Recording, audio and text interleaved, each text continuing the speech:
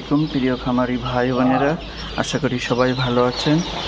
গাজীর farms and hatchery Khulna 0 point থেকে কাজী সিয়াম হোসেন বলছি। দেখতে পাচ্ছেন একদিন বয়সী ফার্মি মুরগির বাচ্চা আমরা ব্রুডিং শেডে দিছি।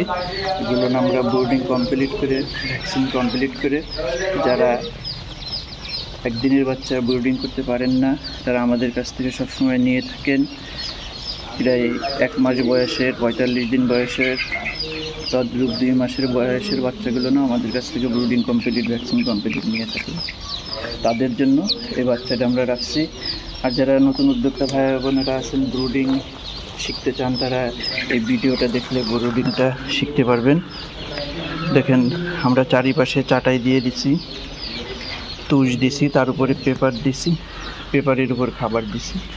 তারপরে এই যে দেখুন লাইটটা সেটিং করে দিছি, হপার দিয়ে দিছি, হপার না দিলেও চলবে।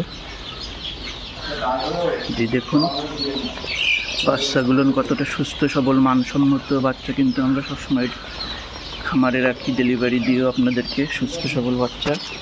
অরিজিনাল মিশরি ফার্মি মুরগির বাচ্চা মাত্র 3.5-4 মাসে ডিমে চলে আসে, টানা 18 মাস ডিম দেয়। এদেরকে ডিমের রানী বলে। এগুলো আপনার একটু বড় হলে আপনি দেশি মুরগির মতন ছেড়ে পালন করতে পারবেন।